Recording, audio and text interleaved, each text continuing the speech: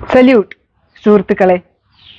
2007 ശബരിമല സമയത്തോടനുബന്ധിച്ച് തൃശ്ശൂർ ജില്ലയിലുള്ള ഒരു സാമാന്യം വലിയ ക്ഷേത്രത്തില് അതിരാവിലെ ഒരു 4 മണി അടുപ്പിച്ച് അടിച്ചുതള്ളിക്കാരി വന്ന് ക്ഷേത്രം വൃത്തിയാക്കണമല്ലോ നട തുറക്കുന്നതിന് മുമ്പ്.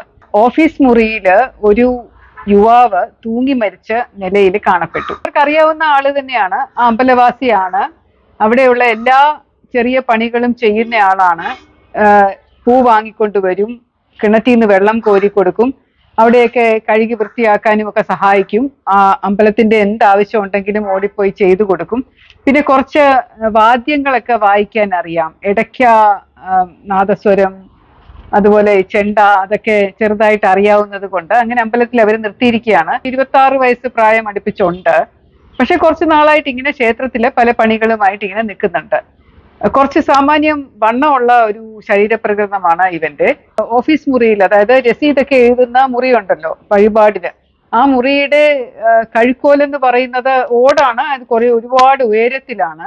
അവിടെ ഫാൻ ഇല്ല, ഒരു പെഡസ്റ്റൽ ഫാനാണ് ഒരു വശത്തുള്ളത്.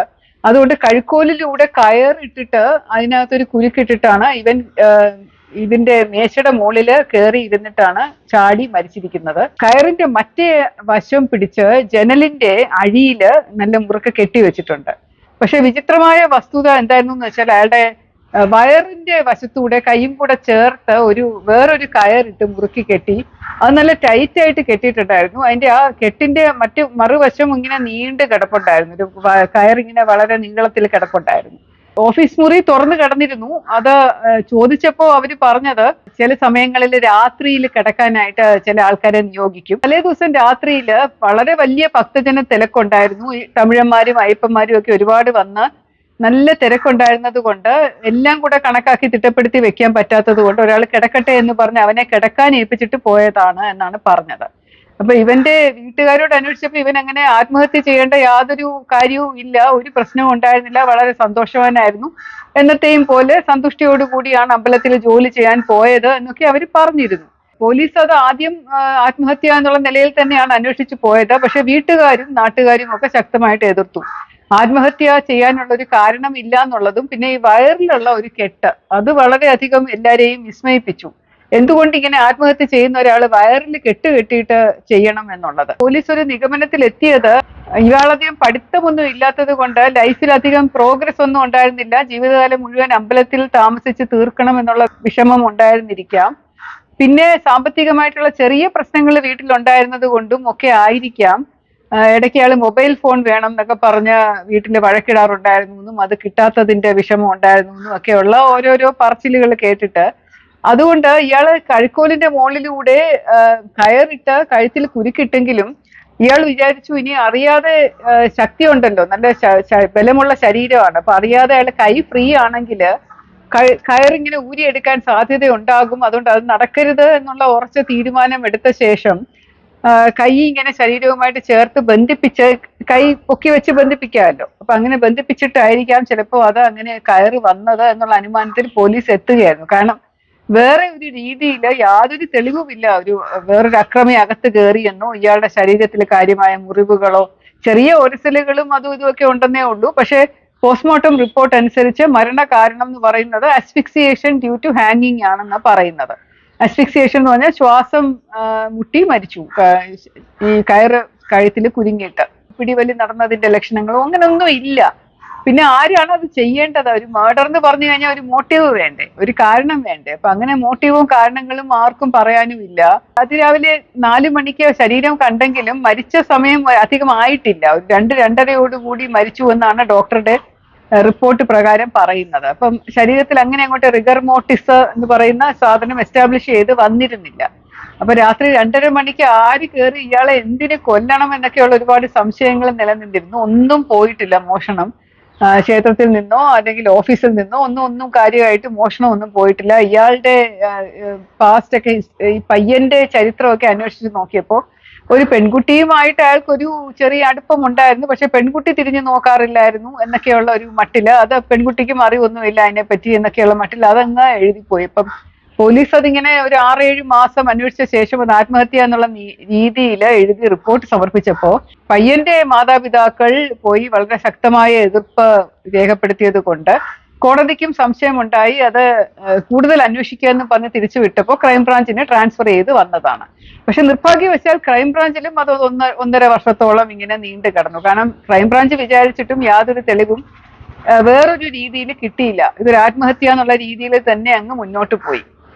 അവിടെ ഞാൻ ചെന്ന ശേഷം ഇത് വീണ്ടും ഒന്ന് നമുക്കൊന്നുകൂടെ കോടതിയിൽ ആത്മഹത്യ എന്ന് പറഞ്ഞ റിപ്പോർട്ട് കൊടുത്തു നോക്കാമെന്ന് പറഞ്ഞ് കൊടുത്തപ്പോ അന്നേരം വീണ്ടും പയ്യന്റെ മാതാപിതാക്കൾ വന്ന് എഴുതി തള്ളാൻ പറ്റില്ല, ഇത് കൊലപാതകമാണ്, മകനെ ആരോ കരുതിക്കൂട്ടി കൊല ചെയ്തതാണ് എന്നുള്ളതിൽ അവര് ഉറച്ചു നിന്നു. അപ്പൊ കോടതി വീണ്ടും പറഞ്ഞു ഒന്നും കൂടെ അന്വേഷിച്ച് നോക്ക്, അത് കഴിഞ്ഞിട്ടും ഒന്നും കിട്ടിയില്ല എന്നുണ്ടെങ്കിൽ വീണ്ടും റിപ്പോർട്ട് സമർപ്പിക്കുമെന്ന് പറഞ്ഞ് വീണ്ടും തിരികെ തരികയായിരുന്നു. അങ്ങനെ ഞങ്ങൾ അത് കൊണ്ടുപോയി വീണ്ടും അന്വേഷണം ആരംഭിച്ചപ്പോൾ ഞാൻ പറഞ്ഞ ഒരു ടീമിനെ ക്രിയേറ്റ് ചെയ്ത് ആദ്യം തൊട്ട് ഇതിന്റെ ഓരോ എവിഡൻസും പരിശോധിക്കാമെന്ന് പറഞ്ഞ് ഞാൻ അങ്ങനെ പരിശോധിക്കാൻ തുടങ്ങി. അതിന്റെ ഫോട്ടോഗ്രാഫ്സ്, ഇപ്പൊ മരിച്ചു കിടക്കുന്ന വ്യക്തിയുടെ ഫോട്ടോ കാണുമ്പോഴില്ലേ ഒരു അസ്വാഭാവികത തോന്നത്തില്ലേ നമുക്ക്. അപ്പൊ ഒരുപാട് സൂയിസൈഡ് കേസുകൾ കണ്ടിട്ടുള്ളത് കൊണ്ട് ആ കിടപ്പ് കണ്ടപ്പോ എന്തോ ശരിയല്ല, എന്തോ ഒരു പന്തികേടുണ്ട് എന്ന് എനിക്ക് തോന്നി. ആ ശരീരത്തിന്റെ അവസ്ഥ എന്ന് പറയുന്നത് വളരെ സ്റ്റിഫായിരുന്നു, ഇങ്ങനെ നേരെ ഇങ്ങനെ നിൽക്കുകയായിരുന്നു. അതൊന്നും വളഞ്ഞിട്ടും ഒന്നുമില്ല. പക്ഷെ അത് ചിലപ്പോൾ നേരത്തെ ബോഡി കണ്ടുപിടിച്ച് താഴെ ഇറക്കി ഇട്ടത് കൊണ്ടായിരിക്കാം. പിന്നെ എന്നെയും ഏറ്റവും കൂടുതൽ കുഴക്കിയ വസ്തുത എന്ന് പറയുന്നത് ഇവന് നല്ല പൊക്കവും വണ്ണവും ഒക്കെ ഉണ്ടെങ്കിൽ പോലും കഴുക്കോലിന്റെ മുകളിലേക്ക് കയറ് ഇട്ടിട്ട് അവിടെ കെട്ടുകെട്ടാൻ പ്രയാസമാണ്. അതുകൊണ്ടായിരിക്കും അത് വലിച്ചെടുത്ത് ഒരു ജനലിലെ അഴിയിലേക്ക് കെട്ടിയത്. മറുവശത്ത് കുരുക്കിട്ട ശേഷം അയാൾ കയറി നിന്ന് ചാടിയാല് എന്തായാലും ഇത്രയും പൊക്കത്തിൽ നിന്ന് ചാടുമ്പോ മരണം ഉറപ്പാണ്. അപ്പൊ അതുകൊണ്ട് അത് പ്രിവെന്റ് ചെയ്യാനായിട്ട് അയാളെ കൊണ്ട് പറ്റുകയില്ല. അപ്പൊ എന്തുകൊണ്ട് ഇങ്ങനെ വയറിലൂടെ ഒരു കയറിട്ട് മുറുക്കി എന്നുള്ള കാര്യം അജ്ഞാതമായിട്ട് തുടരുന്ന സാഹചര്യത്തിൽ ഞാൻ പറഞ്ഞത് തീർച്ചയായിട്ടും എന്തെങ്കിലും ഒരു പ്രശ്നം ഇതിനകത്ത് കാണും. വേറെ ആരെങ്കിലും ചേർന്ന് കെട്ടിയിട്ട ശേഷം അപ്പൊ അനങ്ങാൻ പറ്റത്തില്ലല്ലോ. 2-3 പേര് ചേർന്ന് അയാളെ ഇങ്ങനെ കുരുക്കിട്ട് കെട്ടിയിട്ട ശേഷം തൂക്കിയതാകാൻ ചാൻസ് ഉണ്ട് എന്ന് പറഞ്ഞ് പിന്നെ അയാളുടെ എല്ലാ കാര്യങ്ങളും നമ്മൾ അന്വേഷിക്കാൻ തുടങ്ങി. അയാളുടെ സുഹൃത്തുക്കൾ ആരൊക്കെ ഉണ്ടായിരുന്നു, ആരുമായിട്ട് പരിചയമുണ്ട്, എന്തൊക്കെയാണ് പശ്ചാത്തലം എന്നുള്ളത് കുട്ടിക്കാലം മുതലുള്ളത് അന്വേഷിക്കാൻ തുടങ്ങി. അന്നത്തെ കാലത്ത് ഈ സെൽഫോൺ വെച്ചിട്ടുള്ള അന്വേഷണം എന്ന് പറയുന്ന അതിന്റെ സാങ്കേതിക വിദ്യ ഇത്രമാത്രം വികസിപ്പിച്ചിട്ടില്ലായിരുന്നു. അതുകൊണ്ട് ഫോണിന്റെ ഡീറ്റെയിൽസ് വെച്ചിട്ടുള്ള, ഇവന് ഫോൺ ഇല്ലായിരുന്നു പക്ഷെ ഇവന്റെ സുഹൃത്തുക്കൾക്കൊക്കെ ഫോൺ ഉണ്ടായിരുന്നു. ആ ഫോൺ വെച്ചിട്ട് ഇവൻ ഉണ്ടായിരുന്ന സമയത്ത് ആ 2 മണി 2:30 മണിക്ക് അടുപ്പിച്ച് ആരെങ്കിലും ആ സ്ഥലത്തുണ്ടോ എന്നുള്ള ഒരു സാങ്കേതിക വിദ്യ നോക്കാനായിട്ട് ടവർ ലൊക്കേഷൻ, CDR ലൊക്കേഷൻ ഒക്കെ നോക്കി പഠിക്കുക എന്നൊക്കെ പറയുന്നത് വലിയ പ്രയാസമുള്ള കാര്യമായിരുന്നു. എങ്കിലും ഒരു അറ്റംപ്റ്റ് എന്നുള്ള നിലയിൽ ഞങ്ങള് പല സുഹൃത്തുക്കളുടെയും അവനുമായിട്ട് പരിചയമുള്ള എല്ലാവരുടെയും അവന്റെ കുടുംബ അംഗങ്ങളുടെയും അമ്പലത്തിലുള്ള വ്യക്തികളുടെയും ക്ഷേത്രത്തിലുള്ള എല്ലാ ആൾക്കാരുടെയും ഒക്കെ ഡീറ്റെയിൽസ് കളക്ട് ചെയ്ത് ഞങ്ങൾ അതിന്റെ അടുത്തായിട്ട് ഈ 1:30-2 മണി അല്ലെങ്കിൽ 12 മണിക്ക് ശേഷം ക്ഷേത്ര പരിസരത്ത് ടവർ ലൊക്കേഷൻ വെച്ചിട്ട് ആരെങ്കിലും ഉണ്ടായിരുന്നോ എന്നുള്ള ഒരു അന്വേഷണത്തിലാണ് അവസാനം ഒരു ചെറിയ തുമ്പ് ഞങ്ങൾക്ക് കിട്ടിയത്. അവന്റെ സുഹൃത്തായിരുന്ന ഒരു പയ്യൻ, ആ പയ്യൻ ആ സമയത്ത് രാത്രി സമയത്ത് ഇതിന്റെ അടുത്ത് ഏകദേശം ഒരു 2 മണി അടുപ്പിച്ച് ഈ ക്ഷേത്രത്തിന്റെ അടുത്ത് അവന്റെ മൊബൈൽ ഫോൺ ആക്റ്റീവായിട്ട് കണ്ടിരുന്നു. പൂജാരി, ക്ഷേത്രത്തിന്റെ മുഖ്യ പൂജാരിയുടെ മകനാണ് ആ പയ്യൻ. മൊബൈൽ ഫോണിന്റെ ലൊക്കേഷൻ അവിടെ കണ്ട പയ്യൻ. അവൻ പഠിക്കാനായിട്ട് കേരളത്തിന്റെ പുറത്തോ എവിടെയോ ദൂരെ പോയിരിക്കുകയാണ്. അവനെ ചോദ്യം ചെയ്യാനായിട്ട് ഒന്നും പറ്റിയില്ല ഞങ്ങൾക്ക് കുറച്ചു നാള്. പക്ഷെ എന്നാലും ഞങ്ങൾ കാത്തിരുന്നു. പൂജാരി ആ സ്ഥലത്ത് അവിടെ ഇല്ലായിരുന്നു. അപ്പൊ പലരും പറഞ്ഞു ചിലപ്പോ 2 മണി എന്നൊക്കെ പറയുമ്പോൾ പൂജാരിയും ചിലപ്പോൾ രാത്രിയിൽ ഒരുപാട് ലേറ്റ് ആയിട്ടായിരിക്കണം പോയിട്ടുണ്ടാവുക. അപ്പൊ അയാളെ വിളിക്കാൻ വന്നതോ മറ്റോ ആയിരിക്കണം. സ്കൂട്ടർ എടുത്തോ മറ്റോ പൂജാരിയെ വിളിച്ച് വീട്ടിൽ കൊണ്ടുപോകാനോ അങ്ങനെ വല്ലതും വന്നതായിരിക്കാം. നല്ല തിരക്കുള്ള സമയമായിരുന്നല്ലോ. അപ്പൊ രാത്രി ഒരുപാട് വൈകിട്ട് പോയിട്ടുള്ളത് കൊണ്ട് അങ്ങനെ അതായിരിക്കാം ടവർ ലൊക്കേഷൻ അവിടെ കണ്ടത് എന്ന പോലീസ് ഓഫീസേഴ്സിന്റെ ഒരു അനുമാനം ഉണ്ടായിരുന്നെങ്കിൽ പോലും നമുക്ക് ഇവന്റെ അടുത്ത് ചോദ്യം ചെയ്യാം എന്ന് പറഞ്ഞ് അങ്ങനെ കാത്തിരുന്ന അവസാനം അവനെ വിളിപ്പിച്ചു. 2009 സെപ്റ്റംബർ ഒക്കെ ആയപ്പോഴാണ് ഈ കേസ് വീണ്ടും ഞാൻ എടുത്ത് വെച്ച് നോക്കുന്നത്. അപ്പോഴേക്കും അവന്റെ പഠിത്തം കഴിഞ്ഞ് അവൻ എവിടെയോ ജോലിക്ക് കയറിയോ എന്ന് എനിക്ക് കൃത്യമായിട്ട് ഓർമ്മയില്ല. അതോ അതിന് തയ്യാറായിട്ട് നിൽക്കുകയാണോ എന്നറിയില്ല. എന്തായാലും അവനെ ബാംഗ്ലൂരിൽ നിന്നോ ഹൈദരാബാദിൽ നിന്നോ അവിടെ നിന്ന് അങ്ങോട്ടാണ് കൊണ്ടുവന്നത്. ഞങ്ങൾ ചോദ്യം ചെയ്യാൻ തുടങ്ങിയപ്പോൾ തന്നെ ഒരു പരിഭ്രമം അവന്റെ മുഖത്ത് കാണപ്പെട്ടു. അതൊരു വലിയ തെളിവാണ്. പോലീസ് ഓഫീസേഴ്സിന് ഞങ്ങൾക്ക് മുഖം ഭാവങ്ങളൊക്കെ വായിക്കാൻ സാധിക്കും. നമുക്ക് വളരെ പെട്ടെന്ന് മനസ്സിലാക്കി എടുക്കാൻ സാധിക്കും ഒരാൾ കള്ളം പറയുകയാണോ സത്യം പറയുകയാണോ തപ്പിത്തടയുന്നുണ്ടോ, കണ്ണിന്റെ മൂവ്മെന്റ്സ് എന്താണ്, നമ്മളെ തന്നെ നേരിട്ട് നോക്കിക്കൊണ്ടാണോ സംസാരിക്കുന്നത്, അവന്റെ എക്സ്പ്രഷൻസ് എന്താണ്, അങ്ങോട്ടും ഇങ്ങോട്ടും ഒക്കെ നോക്കുന്നുണ്ടോ, അല്ലെങ്കിൽ കൈ വിറയ്ക്കുന്നുണ്ടോ, ഇതൊക്കെ നോക്കിക്കഴിഞ്ഞാൽ നമുക്ക് മനസ്സിലാവും ആൾക്ക് പരിഭ്രമമുണ്ടോ ഇല്ലയോ എന്ന്. ഇപ്പൊ ചില ചോദ്യങ്ങൾ വരുമ്പോൾ ഇയാൾ വല്ലാതെ പരിഭ്രമിച്ചു. പ്രത്യേകിച്ച് ഈ മരിച്ച പയ്യന്റെ കാര്യങ്ങളെ കുറിച്ച് ചോദിക്കുമ്പോൾ, അന്നത്തെ ദിവസത്തെ കുറിച്ച് ചോദിക്കുമ്പോൾ, എന്തുകൊണ്ടാണ് മൊബൈൽ ഫോൺ ആ സമയത്ത് അവൻ അവിടെ കണ്ടത് എന്ന്. അപ്പൊ അവനത് ആദ്യമെല്ലാം അറിയില്ല, ഓർമ്മയില്ല എന്നൊക്കെ പറഞ്ഞു. കാരണം 1.5 വർഷം മുമ്പ് അല്ലെങ്കിൽ 2 വർഷം മുമ്പ് നടന്ന സംഭവമല്ലേ.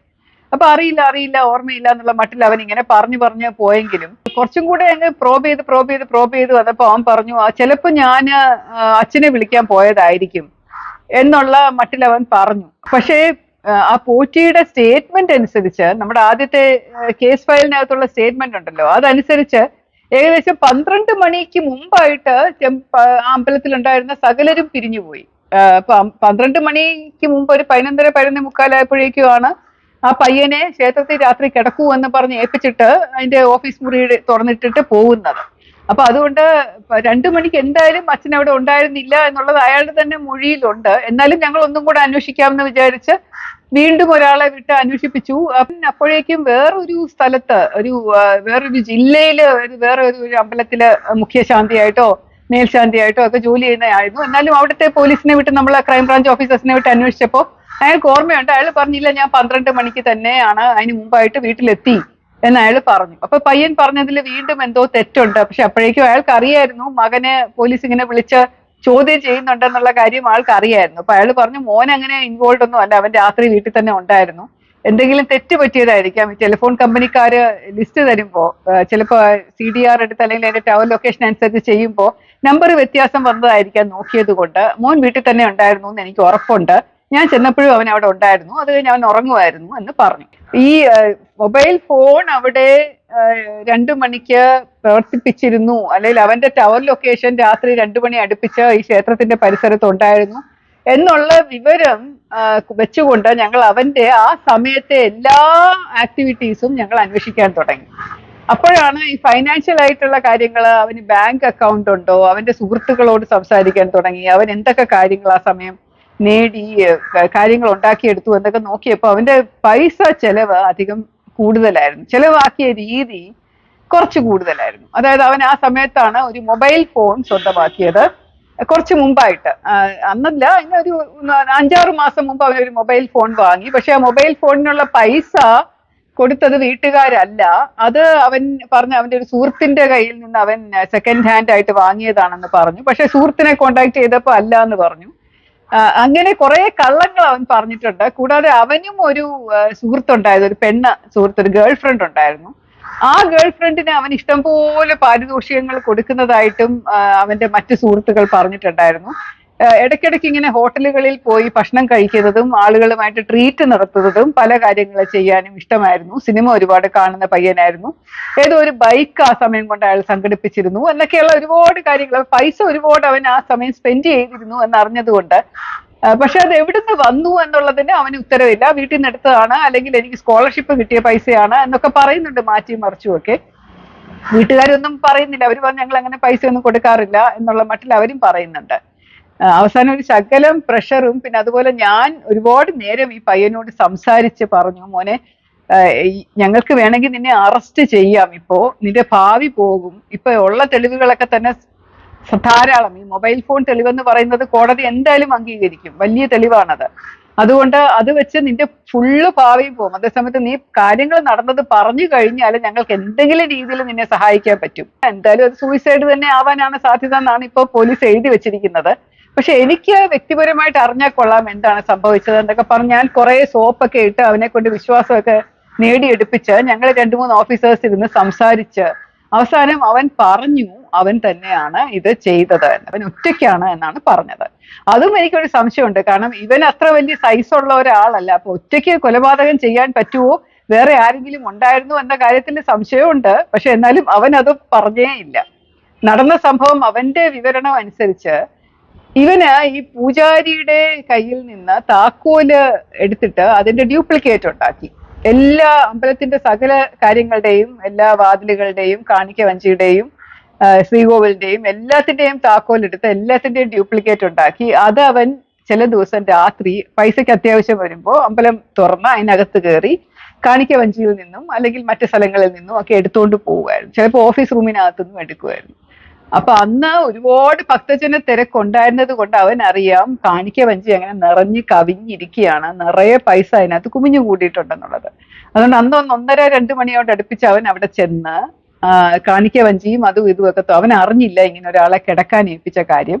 അവിടെ ഒന്നും ആരുമില്ലായിരുന്നു. വളരെ നിശബ്ദമായിട്ട് ശാന്തമായിട്ടിരിക്കുന്ന സമയം, ഒരു ശബ്ദവും ഒച്ചയും കേട്ടില്ല.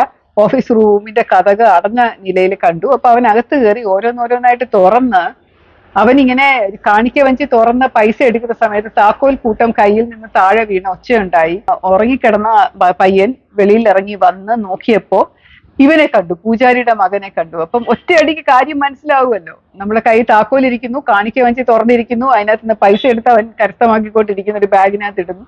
അപ്പൊ അവര് തമ്മിലുള്ള വാക്കുതർക്കം എന്തോ ഉണ്ടായതിനു ശേഷം ആ ബഹളത്തില് വളരെ പെട്ടെന്ന് അവൻ പറയുന്ന പെട്ടെന്ന് എനിക്ക് ഒന്നും ആലോചിക്കാൻ സമയം കിട്ടില്ല. കിണറ്റില് ബക്കറ്റ് അവിടെ കോരി വെച്ചിരുന്ന ബക്കറ്റിന്റെ കയറെടുത്ത് വെച്ച് ഞാൻ അവന്റെ കഴുത്തി മുറുക്കിയിട്ട് അത് അവൻ അവിടെ ബോധം കെട്ട് വീഴുവോ ചാവുവോ എന്തോ ചെയ്തു. അപ്പൊ അതിനുശേഷം അവനെ എടുത്തോണ്ട് പോയി ഇത് ആത്മഹത്യ ആക്കണം എന്നുണ്ടെങ്കിൽ ഓഫീസ് മുറിയിലെ തന്നെ കഴുക്കോലിൽ അവനെ കെട്ടിത്തൂക്കണം.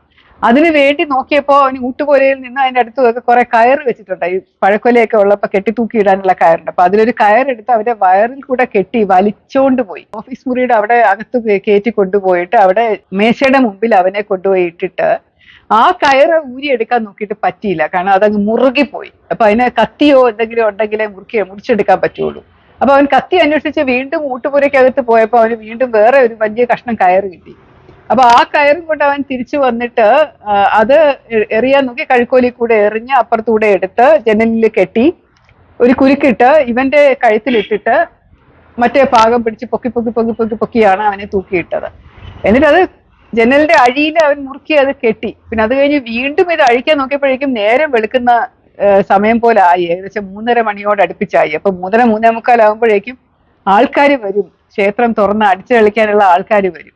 അതുകൊണ്ട് അവൻ ആ ഉദ്യമം അവിടെ ഉപേക്ഷിച്ചിട്ട് കഥക് അതുപോലെ ചാരിയിട്ട് അവൻ ഇറങ്ങി പോവുമായിരുന്നു അവിടുന്ന്.